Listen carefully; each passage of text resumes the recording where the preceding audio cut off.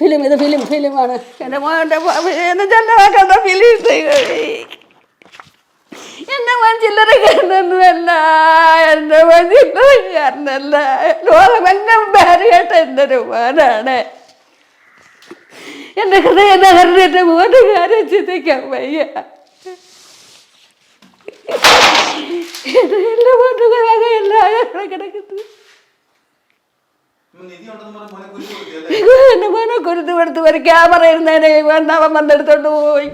അതാണ് അവന്. അപ്പോഴെനിക്ക് തോന്നുന്നത് മന്ത്രവാദികൾ പറഞ്ഞാണ് കുരുതി കൊടുത്താലേ നെരി കിട്ടുള്ളൂ എന്ന് പറഞ്ഞിട്ടുണ്ടാവും. അതായിരിക്കും കൊന്നതെന്നാണ് എൻ്റെ ഉദ്ദേശം. 2 കാലുമല്ല, ഇത്രയും എണ്ണം ഉണ്ട് എൻ്റെ മോനെ. വെറ്റൽ കിടക്കുമ്പോൾ ഞാൻ എൻ്റെ ചെല്ല മോനെ കാരണം ഞാൻ ഇങ്ങനെ എടുത്ത് 2 കൈ കൊണ്ട് തൂക്കിയെടുത്താണ് ഒരു കാല് അങ്ങ് കട്ടില്ല ഞാൻ വയ്ക്കുന്നത്. കിടന്നുറങ്ങുന്ന എൻ്റെ മോൻ 38 വയസ്സായ എൻ്റെ മോനെ ഇതാ എൻ്റെ മോനെ കുരുതി കൊടുത്ത് കൊന്നെൻ്റെ ചെല്ല മോനിതാ കിടക്കുന്നത്. എൻ്റെ അത്താണിയായ എൻ്റെ മോനാണ്. ജോയി എന്ന് പറയുന്ന വ്യക്തി ഇതാ കുരുതി കൊടുത്തിട്ട് എൻ്റെ മോനെ ഈ വിധത്തിലാക്കിയിട്ടിരിക്കുന്നത്. ഞാൻ ആരുമില്ലാത്തവളായി പോയി.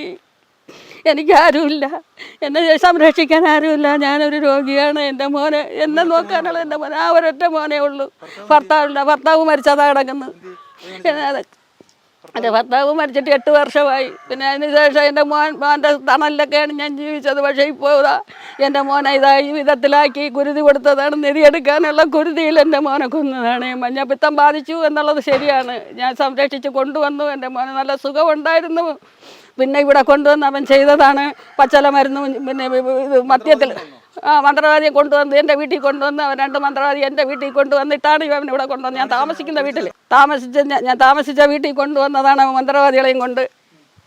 ആദ്യം ഇവിടെയാണ് വെട്ടിയിരിക്കുന്നത്.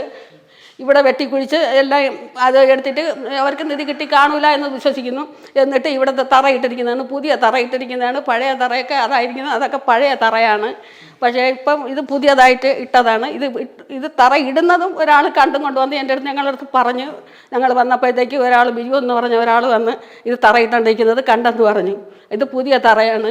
അപ്പം ഇവിടെ കിട്ടാത്തത് കൊണ്ടായിരിക്കും ഈ റൂമിനകത്ത് വെട്ടിക്കുഴിച്ച് ഇടുപ്പോളം താഴ്ചയുണ്ട് ഈ കുഴി. വെട്ടിക്കുഴിച്ചതാണ് ഇട്ടിരിക്കുന്നത്. എന്താണ് ചെയ്തെന്ന് പറഞ്ഞുകൊണ്ട് നിധി എടുക്കാനെന്ന് പറഞ്ഞ് എൻ്റെ മോനെ കുരുതി കൊടുത്ത് ചട്ടിയൊക്കെ കുടക്കലയും താഴ്ക്കാൻ എന്ത് കൊണ്ടുവന്ന് താഴ്ത്തി കാണും. ഞാൻ എങ്ങനെ ഈ വീട്ടിൽ കിടക്കും? ഞാൻ ഒറ്റയ്ക്കൊരു വീട്ടിൽ എങ്ങനെ കിടക്കും? ഈ കുടക്കലയൊക്കെ കൊണ്ടുവന്ന് കുഴി താഴ്ത്തിയിട്ടുണ്ടാവും. ബാക്കി വന്നതായിരിക്കും എന്ന് എനിക്ക് ഞാൻ സംശയിക്കുന്നു. എൻ്റെ മോനെ കൊണ്ടുവന്ന് ഈ കുടിച്ചിട്ടുണ്ട്. നല്ല താഴ്ചയുണ്ട് ഇവിടെ, നല്ല താഴ്ചയൊക്കെ ഉള്ളതാണ് ഇവിടെ. ഞാൻ ഇവിടെ വെച്ച് പൂജയൊക്കെ നടത്തിയിട്ടുണ്ട്.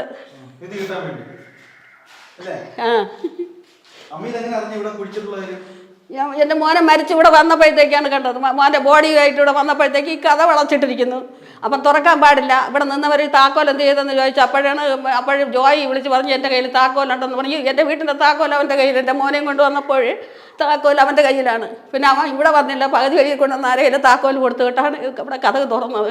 അപ്പം അങ്ങനെ അവൻ താക്കോൽ സഹിതം അവൻ്റെ കയ്യിലാണ് അങ്ങനെ ഇരിക്കുന്നത്. പക്ഷെ വന്നപ്പോഴത്തേക്ക് ഇവിടെ കഥ തുറന്നപ്പോഴത്തേക്കാണ് കണ്ടത് ഇവിടെ ഈ മണ്ണ് കൂമ്പാറയിട്ടിരിക്കുന്നത്. കൂട്ടിയിട്ടിരുന്നു മണ്ണ്. ഇത്രയും പൊക്കത്തിൽ ഞാൻ മണ്ണ് കൂട്ടിയിട്ടിരുന്നു. അതേ സാരലോട് മണ്ണുണ്ട് ഇവിടെ നിന്ന് മാറ്റിയത്.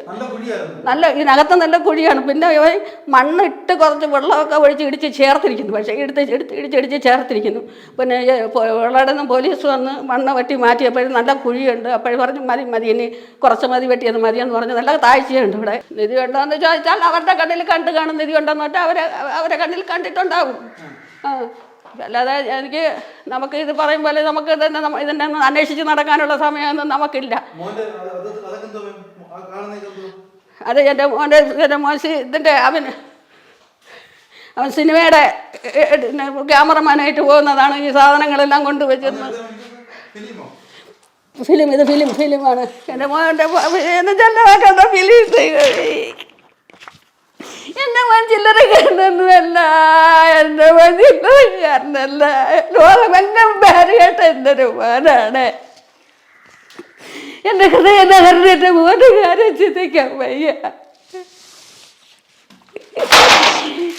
എൻ്റെ മോൻ്റെ വകയല്ല കിടക്കുന്നത്.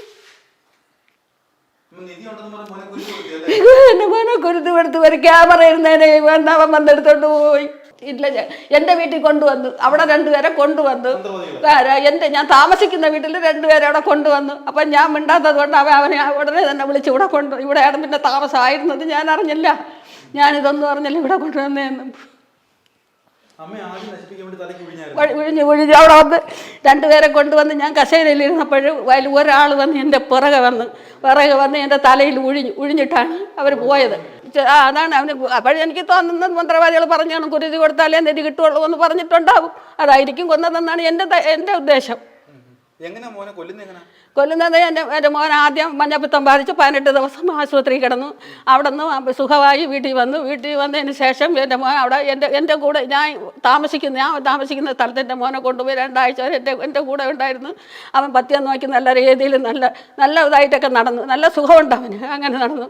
അപ്പോഴങ്ങനെ ഇരിക്കവേ ആ ജോയി എന്ന് പറയുന്നവൻ ഇവിടെ വിളിച്ച് വരുത്തി അവന് കരിക്കും ജപിച്ച് കൊടുത്ത് ഈ പച്ചല മരുന്ന് മദ്യത്തിൽ കലക്കി കൊടുത്തതാണ്. മദ്യത്തിൽ കലക്കി കൊടുത്ത് ഇവിടെ എൻ്റെ മോനെ പിറ്റേ ദിവസം വിട്ട് അവന് അസുഖം ബാധിച്ചു. എൻ്റെ മോനെ നീരും ശരീരമൊക്കെ നീരും 2 കാലും എല്ലാം ഇത്രയും എണ്ണം ഉണ്ട്. എൻ്റെ മോനെ ബെറ്റിൽ കിടക്കുമ്പോൾ ഞാൻ എൻ്റെ ചെല്ല മോനെ കാലിന് ഞാൻ ഇങ്ങനെ എടുത്ത് 2 കൈ കൊണ്ട് തൂക്കിയെടുത്താണ് ഒരു കാല് അങ്ങ് കട്ടില്ല വയ്ക്കുന്നത്. 16 ദിവസം ഞാൻ എൻ്റെ മോനെ കൊണ്ട് നടന്ന് കഷ്ടപ്പെട്ടു. എനിക്ക് എൻ്റെ മോനെ തിരികെ കിട്ടിയില്ല. ഡോക്ടറെ മുമ്പിലെല്ലാം ഡോക്ടറെ എൻ്റെ മോനെ രക്ഷിക്കണം എന്ന് ഞാൻ തൊഴുത് പറയും. അമ്മ നമുക്ക് എന്ത് ചെയ്യാൻ പറ്റും? 30% പോലും ഉറപ്പ് പറയാൻ പറ്റില്ല. അവന് മദ്യവും ഇത് പച്ചല മരുന്ന് അവന് ഉള്ളിൽ പോയിട്ടുണ്ട്. കൊടുത്തത് എന്നെ നിർബന്ധിച്ച് കൊടുത്തതാണ്. എൻ്റെ ഡോക്ടർ പറഞ്ഞ് ഇനി വീട്ടിൽ പോയിട്ട് മദ്യപിക്കരുത് എന്ന് പറഞ്ഞ്. ഇല്ല ഡോക്ടറെ, അവരുടെ ഡോക്ടറെ അടുത്ത് ഞാൻ കയ്യിൽ ഞാൻ വെച്ചില്ല ഡോക്ടറെ, ഞാൻ ഇനി മദ്യപിക്കൂല, ഞാൻ ഇനി എനിക്ക് വേണ്ട, എൻ്റെ ജീവിതത്തിൽ മദ്യം വേണ്ട, തൊടൂല എന്ന് പറഞ്ഞ് സത്യം ചെയ്തു തന്ന എൻ്റെ മോനെയാണവൻ. എന്തായാലും മഞ്ഞപ്പിത്തമെന്ന് മദ്യം ഉള്ളിൽ പോയാൽ മരിക്കുമെന്നുള്ളത് അറിയാം. അങ്ങനെ അവൻ ചെയ്തതാണ്. അല്ലെങ്കിൽ പിന്നെ എന്തിനാണ് എൻ്റെ മോനെ സംരക്ഷിക്കാനുള്ളത്? മദ്യം കൊടുക്കണം, മരുന്ന് കൊടുക്കണമോ, അവനെ ചികിത്സിക്കണോ എന്നുള്ളത് എൻ്റെ കടമയാണ്. എൻ്റെ മോനാണ്. അവൻ എന്തിനു ഞാൻ കൊണ്ട് നടന്ന് മരുന്ന് കൊടുക്കാൻ നടന്നത്?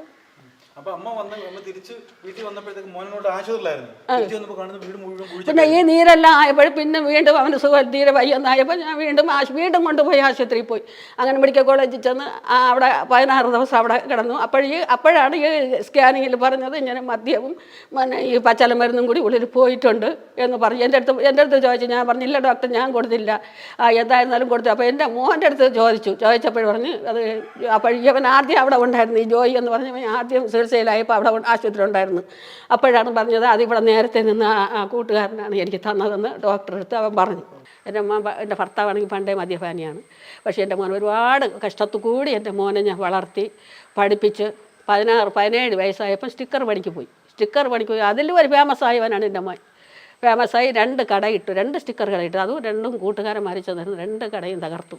പിന്നെ അങ്ങനെ ഇരിക്കവെയാണ് ഈ പിന്നെ പാചകത്തിന് മറ്റൊക്കെ പോകും. പിന്നെ ഈ സിനിമ ആദ്യം സീരിയലിൻ്റെ ഫീൽഡിലാണ് പോയിക്കൊണ്ടിരുന്നത്. പിന്നെ അത് കഴിഞ്ഞിട്ട് ഇപ്പം അവൻ സിനിമയിലാണ് വർക്ക് ചെയ്യുന്നത്. എൻ്റെ മോൻ ആശുപത്രിയിൽ കിടന്ന സമയത്തും 2-3 പേര് വിളിച്ച് എൻ്റെ മോൻ സിനിമയുടെ വർക്കിന് പോകാൻ വേണ്ടി എൻ്റെ മോൻ അപ്പോഴും പറയുകയും ചെയ്തു. എന്ത് ചെയ്യുക, ഇപ്പം 1 വർഷം കൊണ്ട് പണിയൊന്നും ഇല്ലാതെ കിടന്ന് ഇപ്പോഴാ 3 പാർട്ടിക്കാർ വിളിക്കുന്നെന്ന് പറയുകയും ചെയ്ത് ആശുപത്രി കിടന്നു വരികയായിരുന്നു. വന്നു ആദ്യമൊക്കെ സുഖമായിട്ട് വീട്ടിൽ വന്ന് എൻ്റെ മോൻ ഇപ്പോഴും 2.5 മാസം 3 മാസമൊക്കെ ആകുമായിരുന്നു എൻ്റെ മോന് പത്തിയൊന്നും നോക്കി.